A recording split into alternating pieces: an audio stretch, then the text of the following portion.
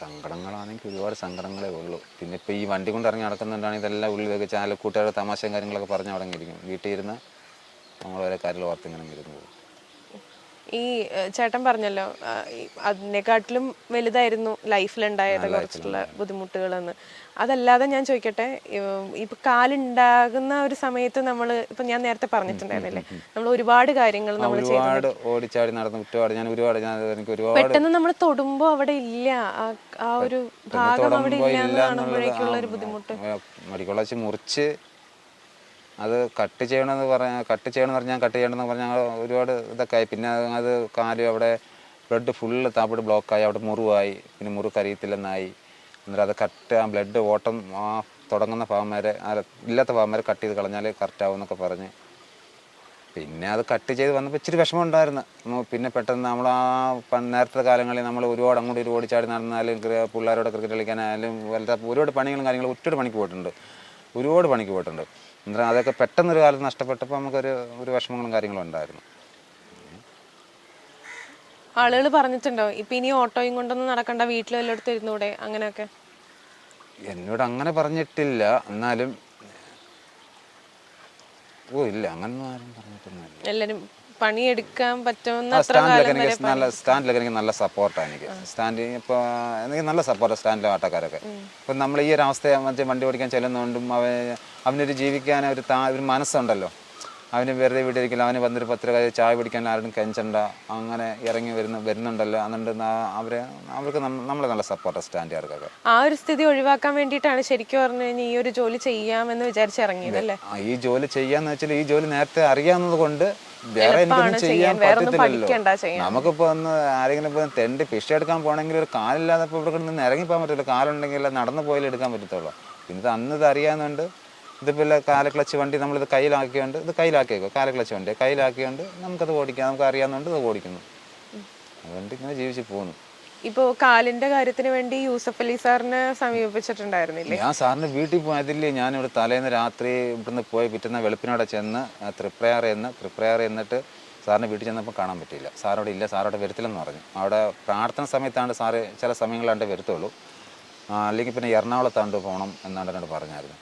അന്നേരം അവിടെ സെക്യൂരിറ്റി പറഞ്ഞ് കാണാൻ പറ്റത്തില്ല, പിന്നെ ഇങ്ങനെയുള്ള സഹായങ്ങളൊക്കെ സാറ് ചെയ്യാൻ ചില സമയങ്ങൾ പാർട്ടി വ്യവസ്ഥയിലൊക്കെ ആണെങ്കിലും സാറ് ചെയ്യത്തുള്ളൂ, അല്ല ചെയ്യാൻ എന്നൊക്കെ എന്നോട് പറഞ്ഞായിരുന്നു. അങ്ങനെ ഞങ്ങൾ അവിടുന്ന് നിരാശയായിട്ട് ഞങ്ങൾ പോകുന്നത്. അത് ഇവിടുന്ന് പോയെന്തൊരു ബുദ്ധിമുട്ടി അവിടുന്ന് പോയെന്നറിയാമോ. ഇതുപോലെ കമ്പ് പിടിച്ച് വരാതെ നമ്മുടെ പെങ്ങളുടെ മോനെ വിളിച്ചുകൊണ്ട് കൂട്ടി പോയത്.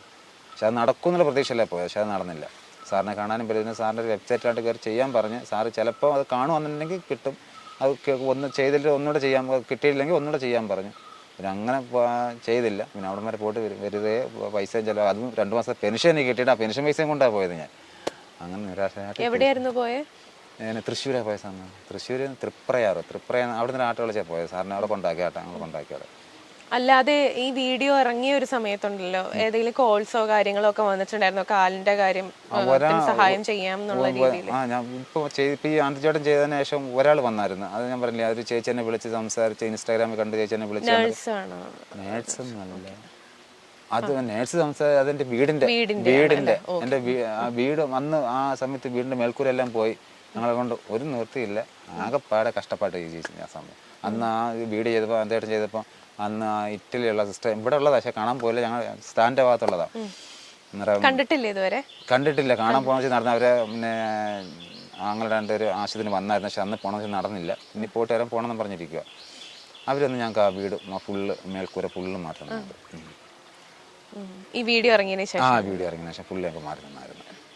ഇപ്പൊ ഇനി കാലിന്റെ കാര്യത്തിൽ എന്ത് ചെയ്യാനാണ് ചേട്ടൻ വിചാരിച്ചിരിക്കുന്നത്? കാരണം വെക്കേഷൻ തുടങ്ങിക്കഴിഞ്ഞാൽ കുട്ടികളുണ്ടാവില്ല. അപ്പൊ ചേട്ടന് അങ്ങോട്ടും ഇങ്ങോട്ടൊക്കെ നടക്കുന്നെങ്കിലാണെങ്കിലും ബുദ്ധിമുട്ടാണ് ഒറ്റയ്ക്ക് നടക്കാൻ. മഴ വന്നു കഴിഞ്ഞാൽ ഇപ്പൊ ഞാൻ കണ്ടതാണ്, എനിക്ക് പേടിയായിരുന്നു ചേട്ടൻ ഇറങ്ങി വരുമ്പോ തെന്നോ ഇല്ലയോ ഒരാളെ പിടിച്ചോണ്ട് തന്നെ വന്നിട്ട് തന്നെ പാടാ ഇറങ്ങി വരാൻ. ഇതൊക്കെ എനിക്കിപ്പോൾ ആവശ്യം എന്ന് വെച്ചാൽ എനിക്കൊരു കാല് അത്യാവശ്യമായിട്ട് വേണം. അതിൻ്റെ ആ ഒരു ആവശ്യത്തിന് വേണ്ടി ഞാനിപ്പോൾ ചെയ്യുന്നത് തന്നെ. അത് എങ്ങനെയെന്ന് വെച്ചാൽ ആ ജനങ്ങൾ കാണുന്നവർ ഒരു കാല് സംഘടിപ്പിച്ച് തരിക. അത് കാര്യങ്ങൾ അന്വേഷിച്ചിട്ട് എനിക്ക് കാല് സംഘടിപ്പിച്ച് തന്നാൽ അത്രയും നല്ലത്. അല്ല വേറെ നിവൃത്തിയില്ലാത്തതുകൊണ്ടാണ് ഞാനിത് ചെയ്യാനും ഇതിന് മുമ്പിൽ വരാനും താല്പര്യപ്പെട്ടത്. ഈ ഈ കാല് മുറിച്ച് കളയേണ്ട ഒരു അവസ്ഥ വന്നപ്പോഴേക്കും ചേട്ടൻ അത് എങ്ങനെയാ എടുത്തത്? കാരണം എന്താണെന്ന് വെച്ചാൽ മരുന്ന് കഴിച്ച് മാറ്റാൻ പറ്റുമെന്നുള്ളതാണ് നമ്മൾ ആദ്യം നോക്കുക. ഈ പെട്ടെന്ന് കാല് നമ്മുടെ അടുത്ത് നിന്ന് ആ ഒരു അവസ്ഥയിലേക്ക് എത്തുമ്പോഴേക്കും അന്നൊക്കെ നരകിച്ച കാര്യങ്ങളൊക്കെ പറയുകയാണെങ്കിൽ ഞാൻ ഒരുപാട് ഇവിടെ നരകിച്ചത്. ഞാൻ കാല് ഇവിടെ കാല് പഴുത്തു, ഞാൻ എൻ്റെ വീട്ടിൽ ഇരുന്ന് പൈസ ഇല്ലാതെ വീട്ടിൽ ഇരുന്ന് കാല് പുഴുവായി. പുഴുവരെ ഞാൻ പുഴുവിനെ ഞൊടിച്ച് കളഞ്ഞിട്ടുണ്ട് എൻ്റെ കാലയിൽ. ഞാൻ അത്ര സഖിയായിട്ട് ഞാൻ എൻ്റെ വീട്ടിൽ ഇരുന്നതിനെ. ഞാൻ ഒരുപാട് ദുരിതം അനുഭവിച്ച് വന്നത്. ഞാനിപ്പോൾ ഇങ്ങനെ നടക്കുന്നെങ്കിലും എൻ്റെ വണ്ടിയാണ് നിൽക്കുന്ന, ഞാൻ പുഴുവിനെ ഞൊടിച്ച് കളഞ്ഞിട്ടുണ്ട് എൻ്റെ കാലയിൽ നിന്ന്. പൈസ കിട്ടും, ഞാൻ പൈസ നമുക്ക് അന്നേരം നമ്മുടെ വഴി മാർഗ്ഗം ഇല്ലാത്തതുകൊണ്ട് ഞാൻ അത്ര ധൈര്യമായിട്ട് ഞാൻ ഇരുന്നതാണ്. ഞാൻ ഇരുന്നിരുന്ന് എൻ്റെ ഈ ഏൺഭാഗം വരെ തന്നെ മൊത്തം പൊട്ടി വരെ പോയതാണ്. ഒറ്റ ഇരിപ്പായിരുന്നു ഇരിക്കുന്നത്. ഞാൻ ഉറങ്ങുന്നത്, ഒരു കയറ് കെട്ടിയിട്ട് എനിക്ക് എല്ലാം ഉറങ്ങാൻ പറ്റത്തില്ല. ഉറങ്ങുമ്പോൾ തറ വീഴും. ഞാൻ ഒരുപാട് കഷ്ടപ്പെട്ടു. ഞാൻ അങ്ങ് ഒരുപാട് സങ്കടപ്പെട്ട് ഞാൻ അങ്ങ് മരിച്ചു പോകുന്ന രീതി ഒരു വാശി കൊണ്ട് കയറി വന്നതാണ്. ഞാനൊരു വാശി കൊണ്ട് കയറുന്ന പിന്നെ ഞാൻ തൊട്ടിനെ വിളിച്ച കാര്യങ്ങളൊക്കെ സംസാരിച്ച് ഞാൻ തൊട്ട് വന്ന് ചെയ്തതെന്ന് അന്ന് കുറച്ച് സഹായങ്ങൾ എനിക്ക് പെട്ടെന്ന് കിട്ടി. എനിക്ക് അന്നൊരു 91 രൂപ അടുപ്പിച്ച് എനിക്ക് സഹായങ്ങൾ കിട്ടിയായിരുന്നു. അതുകൊണ്ട് പെട്ടെന്ന് ആസ്പത്രി കൊണ്ടുപോയി എല്ലാം ചെയ്തു. അന്നത്തേന് നമുക്ക് പൈസ വേറെ ആൾ പൈസ ചോദിച്ചിട്ടുണ്ട്. ആ പൈസ കിട്ടാൻ താമസിച്ചുകൊണ്ടാണ് ഞാൻ ഈ വീട്ടിൽ ഇരുന്ന് പോയത്. അങ്ങനെയാണ് കാല് മൊത്തം ഇങ്ങനെ ആയിപ്പോയത്. അത്രയ്ക്ക് ബുദ്ധിമുട്ടായിരുന്നല്ലേ? കാരണം വേറെ ആരും നോക്കാനും ഇല്ലാതെ. അതൊക്കെ കണ്ടാൽ ഞാൻ പറയാനും ഒരുപാട് കാര്യങ്ങൾ പറയാനുണ്ട്. അത് പറഞ്ഞാൽ നമ്മൾ സഹിക്കത്തുമില്ല, സങ്കടങ്ങളായി പോകും. പിന്നെ ഞാനിരുന്ന് കരയും. പിന്നെ അത് ഒരുപാട് കാര്യങ്ങളുണ്ട്. ആ സങ്കടങ്ങളൊക്കെ ഒരുപാട് സഹിച്ചു കയറി വന്നതാണ്. എനിക്കിപ്പോൾ അത്യാവശ്യമായിട്ട് കാലാണ് വേണ്ടിയത്. അത് മേടിക്കാൻ എൻ്റെ നിവൃത്തിയില്ല. അത് കാണുന്നവർ പറ്റുമെങ്കിൽ സഹായിച്ച് ഒരു കാല് മേടിച്ച് തരാൻ നോക്കുക, അല്ലെങ്കിൽ എന്തെങ്കിലുമൊക്കെ ചെയ്തു തരിക. അത് ജീവിക്കാൻ വേണ്ടിയിട്ടാണ്, വേറെ ഒന്നിനും വേണ്ടില്ല. ഞാനിപ്പോൾ എൻ്റെ തള്ളയല്ലോ ഉള്ള, വേറെ ആരുമില്ല. അവർക്ക് എനിക്ക് ഇത്രയും എന്നെ പറ്റി വളർത്തിയിട്ട് ഇനി അവർക്ക് എന്നെ കൊണ്ടൊരു ബുദ്ധിമുട്ട്, അവർക്ക് ഒരു ഗ്ലാസ് വെള്ളം കൊടുക്കാൻ എന്നെ കൊണ്ട് പറ്റി. ഇനി പിന്നെ ഞാൻ ഏത് കാലത്താണ് കൊടുക്കുന്നത്? ഇതിപ്പോൾ ഞാൻ എൻ്റെ അമ്മയെ കൊണ്ട് ആശുപത്രി പോയ സമയത്ത് ഞാൻ എന്തുമാത്രം ബുദ്ധിമുട്ടിയെന്ന് പറയുന്നത്. ചിലപ്പോൾ പിള്ളേരെ കിട്ടാൻ പാടാണ്. എന്നെ കൊണ്ടുപോകുന്ന മാത്രമല്ല, നമുക്കിപ്പോൾ ആശുപത്രി പോയി ഒരു OP എടുക്കണമെങ്കിൽ ഇപ്പം അമ്മ ആശുപത്രി ഇപ്പോൾ ഒരാഴ്ച 2 ആഴ്ച കൊണ്ട് അഡ്മിറ്റായിരുന്നു. എനിക്കൊന്ന് കയറി കാണാനോ ഒരു വെള്ളം മേടിച്ച് കൊടുക്കാനോ അല്ലെങ്കിൽ കൊണ്ടുവരാനോ ഒന്നും പറ്റാത്ത അവസ്ഥ. ഞാൻ വണ്ടി കൊണ്ട് വെളിയിടുക, അവിടെ പോയി കയറ്റിക്കുക. വണ്ടിയിൽ നിന്ന് ഇറങ്ങാനേ പറ്റത്തില്ല. നമുക്ക് പോയി ഒരു വെള്ളം പോലും കുടിക്കാൻ പറ്റത്തില്ല പോയി. ഇനി ഇവരാരും വന്ന് നമ്മൾ പൈസ കൊടുത്ത് മേടിക്കണം. അതുപോലെ ഈ വണ്ടി പോകുന്ന വഴിക്കൊന്ന് കംപ്ലൈൻ്റ് ആയി എനിക്ക് ഇറങ്ങാൻ പറ്റും, എനിക്ക് വണ്ടി തന്നെ ഇരിക്കാൻ പറ്റും. പിന്നെ നമ്മളാരെങ്കിലും കൂട്ടുകാരെ വിളിക്കണം, പിന്നെ അവർ അവരുടെ സ്ഥലത്തുണ്ടെങ്കിൽ വരും. അങ്ങനെ ഒരുപാട് ബുദ്ധിമുട്ടുള്ളൂ. ഇനി ട്രീറ്റ്മെന്റിന്റെ കാര്യം, ഇനി പൈസ കിട്ടിയാലേ എനിക്ക് ആവശ്യം. ട്രീറ്റ്മെന്റ് എന്ന് വെച്ചാൽ ഇനി അങ്ങനെ ആണെങ്കിൽ എനിക്ക് ഇനിയും ചികിത്സകളുണ്ട്. എനിക്ക് ഇനി പിന്നെ ഹാർട്ടിന് ഇനിയും കംപ്ലൈൻ്റ് ഉണ്ട്. അവിടെ മറ്റേ ഈ കാലിൻ്റെ വാൽവിനും അവിടെ ചുരുങ്ങിയിരിക്കുന്ന നരമ്പ്, അതും അന്ന് കട്ട് ചെയ്ത് കളയണം. 1 വർഷം കഴിഞ്ഞ് അത് കട്ട് ചെയ്യണം. കട്ട് ചെയ്യുമ്പോൾ അത് ബ്ലഡ് നല്ലോണം ഓടും. എന്താ ചെറുതായിട്ടേ ഓടി വരത്തുള്ളൂ. അന്നേരം അതും ചെയ്യണമെന്ന് പറഞ്ഞു. പിന്നെ ഈ ഗുളികൾ മുടക്കാതെ കഴിക്കണ്ടേ, ബ്ലഡ് പിന്നെ കട്ട് ചെയ്യാതെ. ഒരുപാട് പൈസ ചെലവുണ്ട്. അത് നമുക്ക് അന്ന് അതുകൊണ്ടാണ് നിർത്തിയത്. അത് ഒരു 10 ഗുളികയ്ക്ക് തന്നെ അത് 400-460 രൂപ അതൊക്കെ അതിൻ്റെ വില. അന്ന് നമ്മൾ പൈസ കൊണ്ടാണ്ട് അതങ്ങ് മേടിച്ചുകൊണ്ടിരുന്നു. പിന്നെ ഈ ഇടയ്ക്ക് ബുദ്ധിമുട്ടായപ്പോഴത്തേനും അത് ഫുള്ളൊക്കെ എല്ലാം സ്റ്റോപ്പ് ചെയ്തു. ഇനിയിപ്പം എൻ്റെ ആരെന്ന് വെച്ചാൽ ഉള്ള കാലം വരെ ഇനിയിപ്പോൾ ഒന്നും ചെയ്യുന്നില്ല, ട്രീറ്റ്മെൻറ്റ് ചെയ്യുന്നില്ല. പോകുന്നതിന് എപ്പോഴും ജീവിച്ചിരിക്കുന്ന കാലം വരെ എനിക്കൊരു കാലിൻ്റെ അത്യാവശ്യമുണ്ട്. അതിനൊരു 10 ദിവസം നടന്നുള്ളെങ്കിൽ ആ 10 ദിവസം നല്ലോണം നടക്കണമെന്നുള്ളൊരു ആഗ്രഹം. എനിക്ക് വണ്ടിയിട്ടൊരു ചായ കുടിക്കാനായാലും ആരും സഹായം ഇറങ്ങി വരണം എന്നൊരു സഹായമുള്ളൂ, അല്ല വേറെ ഒന്നുമില്ല. ഇനി ട്രീറ്റ്മെൻറ്റ് ചെയ്ത് ഇനി വേറെ അസുഖങ്ങളും കാര്യങ്ങളൊക്കെ ഉള്ളതൊക്കെ ഇനി മാറ്റണമെന്നുള്ള ആഗ്രഹം ഒന്നും എനിക്കില്ല.